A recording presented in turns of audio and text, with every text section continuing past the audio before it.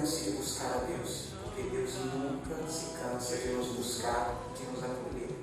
Salvador, não desisto de ti. Sim, eu sei o que ninguém sabe, eu sei, e não te condeno, eu vim pra te salvar. Fala galera, eu tô aqui com o Davidson Silva, que é o cara da música católica no Brasil. Uma grande honra para nós, Belo Horizontinos, porque ele é daqui. A gente vai bater um papo hoje para poder conhecer quem é Davidson fora dos palcos. De todo o coração viverei eu só pra te amar. Nada nos separará,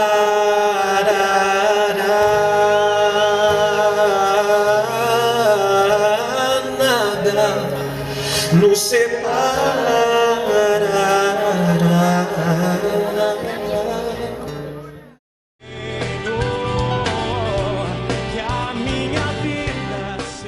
Tudo bom, Davidson? Eu tô demais, graças a Deus, Danilo, é uma alegria estar com vocês, compartilhando um pouquinho da minha vida aqui. Isso aí, ó. Eu vou fazer algumas perguntinhas, aí você fica à vontade para responder. Vamos lá? Vamos lá. Primeira coisa, seu nome. Meu nome é Davidson Edmar da Silva. Show. Onde você nasceu? Belo Horizonte, Minas Gerais. Time? Cruzeiro. Isso. Prato? Prato, eu gosto pra caramba de frango com quiabo e angu, espaguete alla carbonara, acho fantástico. Show. Sua família também é daqui de BH? Minha família é de Diamantina. Diamantina? É. E sua família é irmão? Quantos? Então, eu tenho 2 irmãos, tenho minha mãe aqui e meu pai já é falecido. O seu trabalho é muito voltado com a música, então eu queria saber o que te levou tanto para a música e o que te estimula, o que você pretende com a música, tanto na sua vida quanto na vida das pessoas. Bom, Danilinho, eu canto desde criança, assim, né? Acho que o contato, a música na minha vida, na minha história, ela é muito forte. Que eu, como eu disse, eu canto desde criança e a família, por parte do meu pai, todos os meus tios são instrumentistas, né? Os meus tios todos tocam instrumento de sopro, meu pai era trompetista e meu avô era maestro da banda da cidade, né? Então, de Diamantina. Então, a música está muito presente na minha vida, na minha história. Então, quando eu tive a oportunidade de estar cantando, por mais que eu não toque nada, né? Eu falei que os meus tios tocam tudo, né? Eu toco nada, só toco galinha.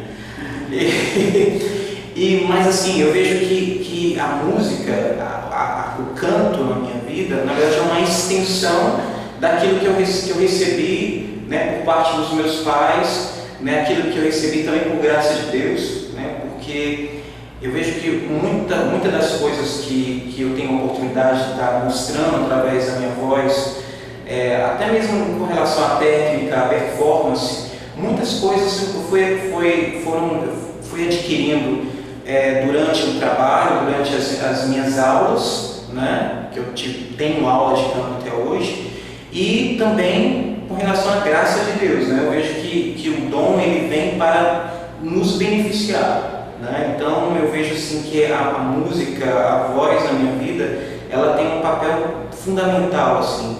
Ainda mais pelo fato de eu ter a oportunidade de estar viajando pelo Brasil e fora do Brasil também, levando a minha experiência com Deus, né? Porque hoje eu canto músicas cristãs católicas e tenho a oportunidade de experimentar a universalidade na questão da arte, né?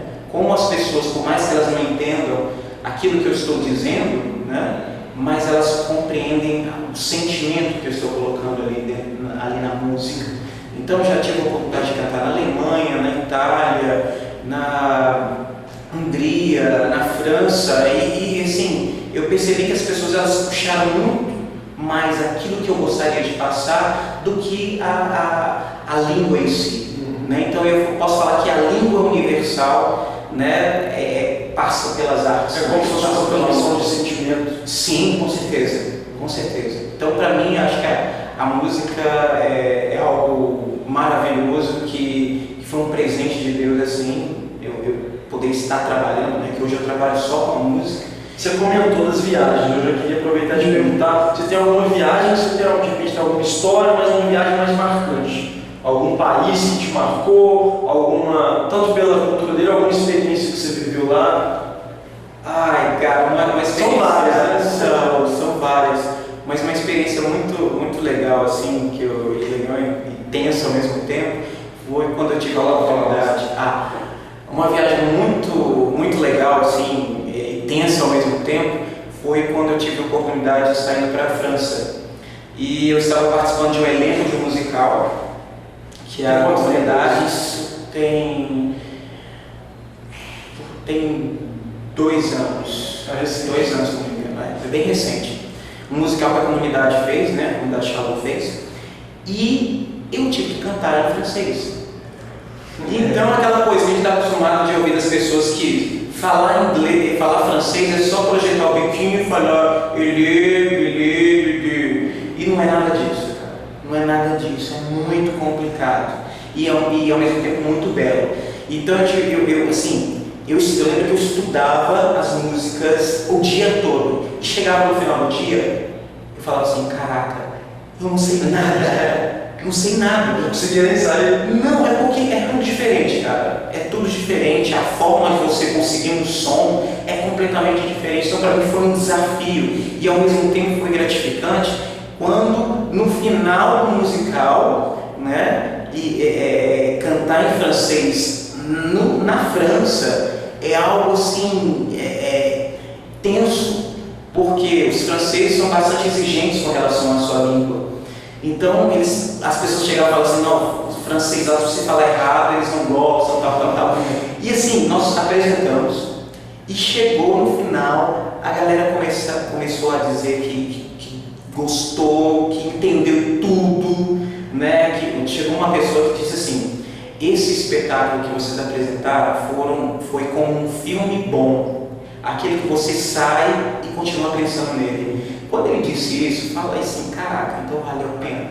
Valeu a pena estudar o tempo todo. Chegar no final, falar assim, não entendi nada, mas ao mesmo tempo você estava... E você consegue aprender um pouquinho da língua? Você conseguiu aprender um pouquinho do francês? Assim como você cantou em alemão, você pegou um pouquinho? Sim, mas eu não vou falar para você que não me pergunte, nem me peça para falar alguma coisa. Por exemplo, em francês eu falo um pouquinho, assim, canto um pedaço de uma música. Mas o alemão, por exemplo, que o alemão é desafiante, para mim o húngaro é algo assim, caraca, é muito tenso, é mais tenso do que o francês. Mas foram assim, oportunidades, experiências que eu tive que eu vou levar para a minha vida toda, que não é somente um momento, mas são os lugares e principalmente as pessoas. Nesses lugares onde eu fui, eu pude ali, eu consegui amigos, né? Então acho que isso que é um benefício, né? Acho que é um carinho de Deus, assim, quando eu tenho a oportunidade de sair, de viajar, de poder colher essas amizades. Acho que isso é fantástico. Agora você falou da Shalom, que é uma comunidade e muita gente ainda não sabe exatamente o que é a Shalom. Então fala brevemente o que é a Shalom, como que ela apareceu na sua vida e o que você é para a Shalom e na Shalom hoje. Então, a comunidade católica Shalom, nós somos missionários leigos, né? Mas dentro da comunidade nós temos sacerdotes, nós temos famílias, nós temos celibatários, né? Pessoas que optam em se entregar inteiramente, que sentem chamado de entregar a sua vida inteiramente para Deus, né? Optam em não casar por amor a Deus, né? E assim, a comunidade, ela trabalha, ela nasceu da juventude, ela nasceu em Fortaleza, né? E ela nasceu, né, os nossos fundadores, que é o Moisés e a cofundadora Emi Nogueira, eles são de Fortaleza, e naquela época eram jovens, e o Moisés, ele estava numa situação, ele viu uma situação de um jovem passando na frente dele, E o Moisés tinha tido uma experiência muito forte com Deus. E quando ele viu aquele jovem, ele pensou assim: talvez eu nunca mais verei aquele jovem. Eu preciso deixar uma marca, ou seja, a marca de Deus na vida dele. Eu preciso partilhar aquilo que eu experimento, que eu experimentei de Deus, eu preciso partilhar. Então ele começou a ter ele teve a ideia de fazer uma lanchonete. Porque ele pensava assim: se eu chamar o jovem para a igreja, ele não vai. Se eu chamar para um grupo de oração, ele não vai. Mas se chamar para ir para uma lanchonete, ele vai. Né? Então ele foi, junto com outras pessoas, eles abriram uma lanchonete na loucura. Imagina, jovens abrindo um estabelecimento. Era uma loucura. Até os familiares deles pensaram assim: poxa, esses jovens são loucos. Né? Mas enfim, Moisés, juntamente com a galera, ele abriu a lanchonete e os jovens vinham. E o que aconteceu? O garçom, ele oferecia o que a casa tinha, né? Ou seja, os lanches, os sucos, e também tinha uma pessoa que chegava e falava um pouquinho de Deus para a pessoa, e a pessoa, dependendo da abertura, tinha um grupo de oração, né, atrás da lanchonete. Então as pessoas, elas iam, né? Então assim começou a comunidade católica Shalom. E depois Deus foi pedindo algo mais. Mas eu não quero somente uma lanchonete, mas eu quero uma comunidade, né? Aí aconteceu a comunidade católica Shalom, ela aconteceu, né? A princípio foi em vista da evangelização da juventude. Nós nascemos para evangelizar, né? Então a comunidade nasceu para evangelizar e evangelizar de forma especial a juventude, que tanto precisa de Deus. E hoje, como que você descobriu a Shalom? Então, cara, eu conheci a comunidade Shalom com a Celina. Eu cantei com a Celina Borges durante 5 anos, e nessas cantorias, né, pelo Brasil aí, eu tive a oportunidade de conhecer o Shalom em Fortaleza, né? Na época eu era de uma outra comunidade, que na época era a comunidade Vox Gaudium, que a Celina era fundadora, e assim, eu tive a oportunidade de conhecer o Shalom. Aí depois que eu parei de cantar com a Celina, eu pude conhecer a comunidade de forma mais intensa, né? Porque para mim, eu sentia que Deus pedia uma vida diferente, né? Uma vida comunitária. E eu tive a oportunidade de conhecer o Shalom à medida da minha busca, à medida que eu vi que eu realmente era uma necessidade e era a vontade de Deus na minha vida. Aí hoje eu sou membro da comunidade Shalom de Aliança, né? Eu moro em casa, tenho minha família, tenho o meu trabalho, mas eu tenho um compromisso de evangelização, tenho os meus compromissos dentro da comunidade, como uma pessoa da comunidade de vida, né? Que deixa o seu trabalho, deixa a sua família, deixa tudo em vista do chamado de Deus, né? Em vista da evangelização, né? Aonde quer que Deus chame, onde quer que a igreja necessite. Né? Então foi assim que eu pude conhecer a comunidade católica Shalom, que eu sou até hoje. Olha só, então agora eu queria que você fizesse um resumo do seu dia a dia. Como que é o dia do Davidson Silva? Então eu acordo, né, tomo meu café, dependendo do dia, já saio direto para o trabalho, né? Procuro ali fazer as minhas orações, tem que fazer, né? São chamados a ter intimidade com Deus todos os dias, né? A todo instante, né? E às vezes chego, tenho que ir direto do Shalom, trabalho direto do Shalom, chego em casa por volta das 11 da noite, 10 da noite, assim, a minha vida é bem louca, assim. E com relação ao seu trabalho, que é a música, né?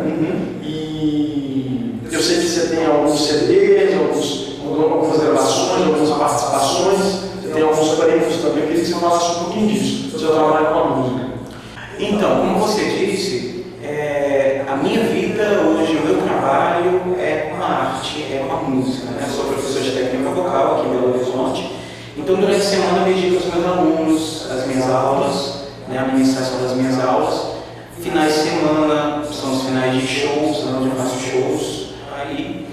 E atualmente estou com 2 CDs gravados, que é Águas Profundas, que eu gravei em 2005, tem o Tomé, que eu gravei em 2010, e se Deus quiser, esse ano com um novo trabalho. Fiz participações em vários CDs, graças a Deus, muitos convites.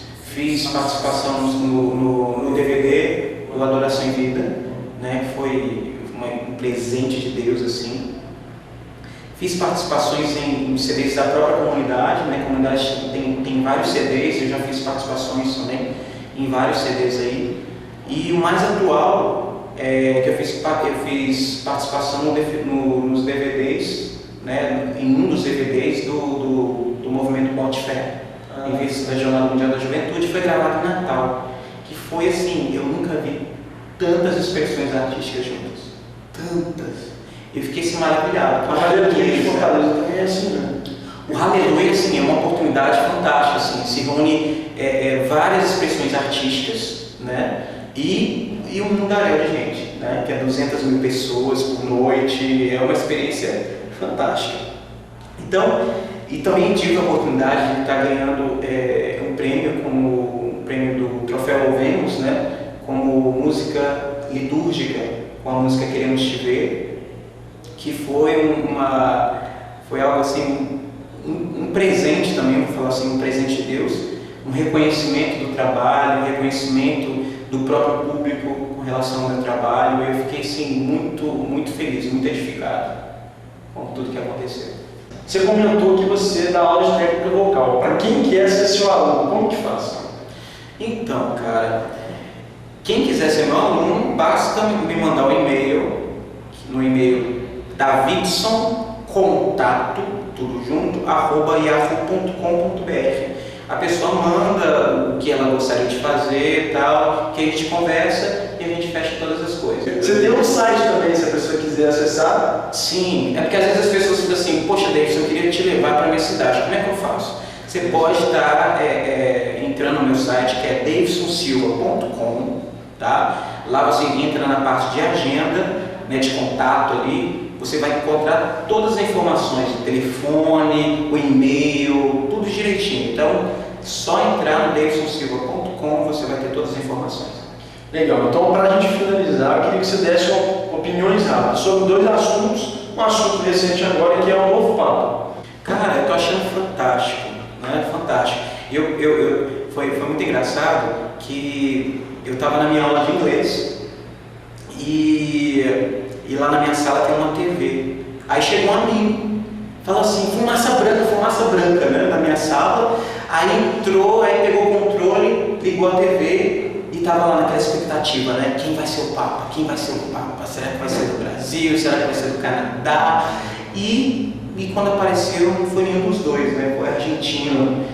E foi o que latino. Então acho que isso é um diferencial, é uma expectativa muito grande. E o Papa Francisco já tem mostrado para a gente assim, a proximidade que ele tem com as pessoas, né? O olhar de caridade, né? A linguagem de caridade que ele tem, né? Que ele não pegou um nome, não foi à toa, porque algo na vida dele reflete para o nome, né? Então eu fiquei muito, mas muito feliz com a escolha, né? Porque acho que o olhar de um latino com relação ao mundo, né? Eu acho que é diferente. É diferente, vai ser algo que vai contribuir para a igreja, com certeza, com certeza. O primeiro Papa Latino, Papa Francisco, é o que está prometendo e o que a gente já tem visto, que ele tem um carisma com as pessoas. Eu acho que é o diferencial.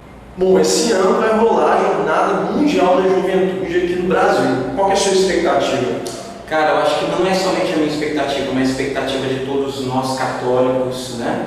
Eu já tive a oportunidade de estar em outras jornadas e, assim, é muita loucura e gratificante ao mesmo tempo de ver o mundo te visitando. Eu que já visitei. Você vai estar envolvido? Vou estar envolvido, vou estar fazendo alguns shows. Vou estar fazendo alguns shows na Jornada Mundial da Juventude. E, assim, pense, na última jornada, que foi em Madrid, eu também fiz shows lá também. E foi uma experiência fantástica de estar tendo a oportunidade de estar se expressando para o mundo, né? Porque a Jornada Mundial da Juventude é um mundo que se reúne, né? Um mundo que se reúne, a juventude do mundo todo que se reúne para ver, ouvir o Papa, né? E eu acho que é uma experiência assim, para o resto da vida. né? E assim, pense de estar tendo essa experiência no seu próprio país, no Rio de Janeiro, que assim, cara, eu estou feliz demais de poder estar fazendo parte dessa história, estar fazendo parte deste evento, né, que tem um objetivo de fazer com que as pessoas elas tenham uma experiência, uma visão, uma outra visão com relação à igreja. Porque as pessoas pensam assim, a igreja católica é uma igreja de velhos, é uma igreja parada, né? Não é isso. A igreja é a igreja católica é uma igreja viva, uma igreja jovem, por mais que tenham pessoas de 80 anos, mas com um espírito jovial, isso eu posso dizer, né? E as pessoas que estão lá, a minha mãe, por exemplo, que está lá, que é um sustentáculo para essa igreja que nós vivemos hoje, né? Porque elas passaram o processo da juventude, a juventude psíquica, a juventude física, e hoje elas podem estar vendo que a face da igreja de 2003, né? Desse século, que é uma igreja jovial, né? Eu acho assim, a Jornada Mundial da Juventude vai vir para mudar essa visão das pessoas, que a igreja católica é uma igreja jovem, é uma igreja viva. Eu queria que você desse uma mensagem final para a galera que assistiu esse vídeo nosso, mensagem sua, mensagem de repente um desejo, de repente um pedido, fica à vontade.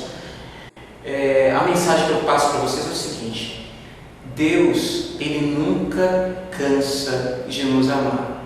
Nós que nos cansamos de buscá-lo, é algo que a gente não deve fazer. Então, não canse de buscar a Deus, porque Deus nunca se cansa de nos buscar e de nos acolher. É a mensagem que eu tenho que passar para vocês. Te darei Isso aí, cara. Muito somente a ti. Se as seguranças me tiram de ti,